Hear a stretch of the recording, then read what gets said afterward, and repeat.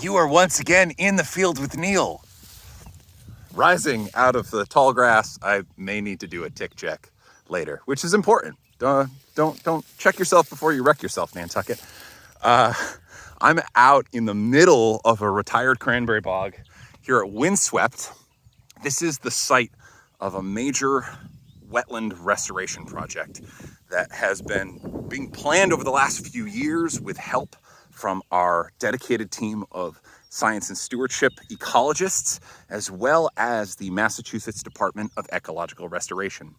This is something we've been thinking about for a long time. Today, I'm out here to talk with Karen Beattie about who helped us along the way from our land management department, and test out some new methods that could hopefully be applied off island. So I'm very excited because Karen, I know, thinks a lot about this project, as well as her team. Stay tuned to Nantucket.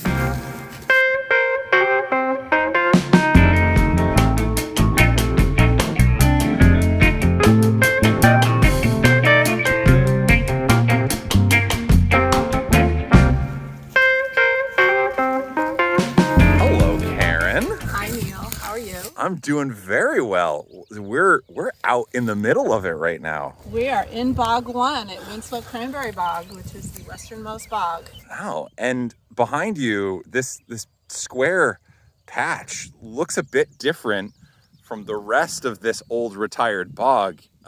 Could you tell us a little bit about what we're trying out here? Yeah, sure. So this square patch was created by our land management department here in NCF.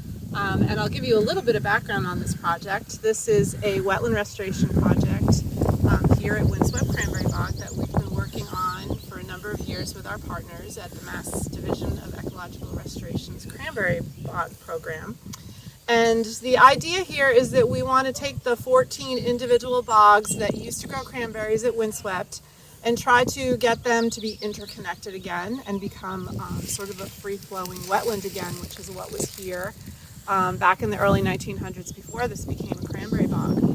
So in order to recreate a wetland, there's a couple things you have to do. You have to first make sure that the water can flow freely without being impeded by things like dikes and flumes, which is what was constructed when this was turned into a cranberry bog many years ago. But the other thing is that part of the cranberry bog cultivation process is that almost annually you go out here and you spread a thin layer of sand on the surface of the bog, and what that does is it stimulates the growth of the vines. But over many, many years that sand layer builds up, and what it does is it isolates the peat, which is the underlying base of the cranberry bog, from the surface, and it turns these bogs into more and more like upland habitat, and that's kind of what you're looking at behind you here. In the areas around these test plots are places where we have ferns, but we also have some more upland grasses that are moving in. So in order to turn this back into a wetland, what you need to do is you need to disrupt that surface with the sand on it and expose the peat that's below it, which will allow the hydrology to come back up to the surface, and that will encourage more wetland plant species to become established.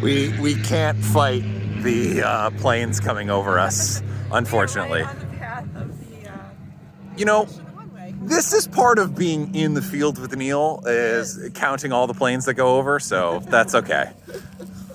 We're working with Mass Division of Ecological Restoration, and they've been such fantastic partners on this project because they have done cranberry bog restorations at least 6 other bogs off island in southeastern Massachusetts.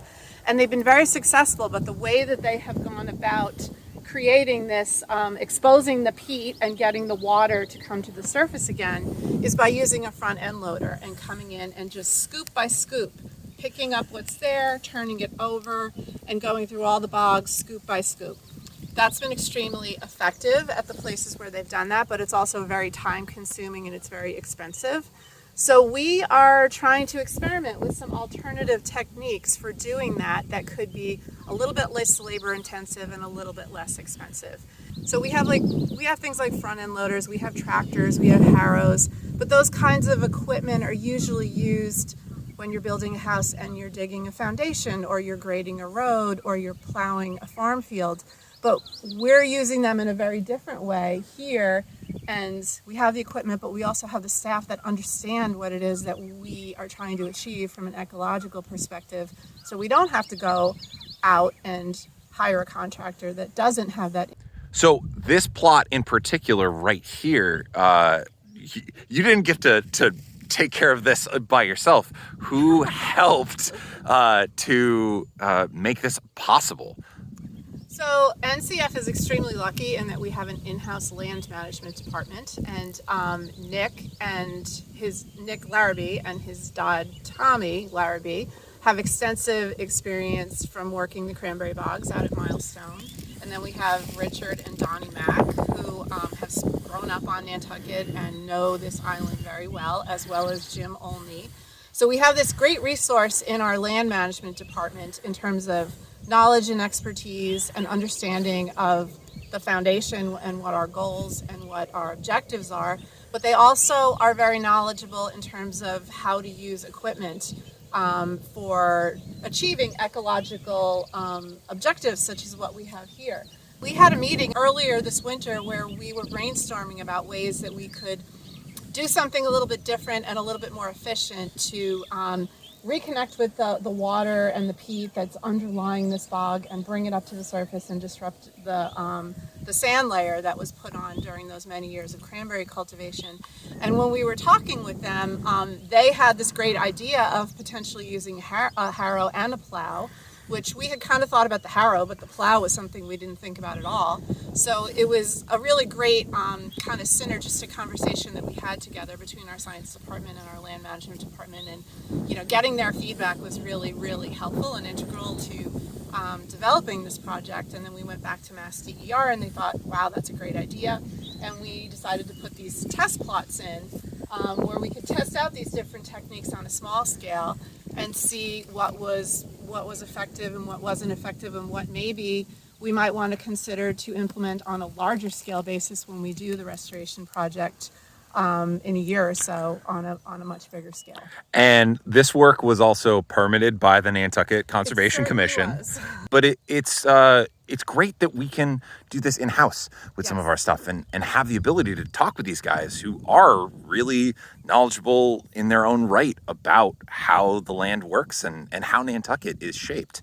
Yeah, and I will say that I think it's pretty unusual for a land trust to have in-house properties maintenance staff that not only have the knowledge of what it is that you want to do and how to do it, but know how to use the equipment to do it. So we don't have to contract out with some of the contractors on island that use that equipment to do more traditional stuff like building houses and more construction related work.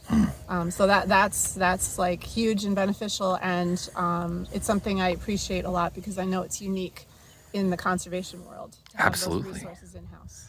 And so Nick and Tommy did a great job, seemingly, of turning some of this over. So this is the harrow and plow plot. And then over there we have one that is just plowed. So it's got some bigger ridges. And then this one right over here looks a lot more lush. There's a lot more ferns coming through on the harrow only plot. Yeah, and I think that's because the soil wasn't disturbed that deeply. Like the soil was probably disturbed the deepest here. That was probably the second deepest, and that was probably the shallowest. So it's going to be really interesting to monitor how the vegetation comes back over the course of the growing season, to see like what kind of species we're getting in here, which ones are wetland species, which ones are upland species, which are like the kinds of species that we want to have included when the overall restoration is completed. And your team was in here working transects, so you know exactly the types of plant species that are naturally growing in these areas that were turned over. So you could do that really amazing before and after comparison. Yes, we have the before and after data, and we also have some pretty comprehensive photo monitoring, which is great because then you can use those. For people who don't like to look at graphs, you can do the before and after picture, and a picture says 1,000 words. So exactly. I'm a very visual learner, so I know that that's a very... I think most people are. And this wetland restoration project here at Windswept is a big, weighty beast. It's a cornerstone project for us. But this isn't the only place where that science and land management interface happens. Could you maybe talk about another place on the island where you are relying on these guys to help you out? We rely on these guys to help us out all the time, pretty much, in terms of the actual implementation of the ecological management work that we, as a science department, recommend.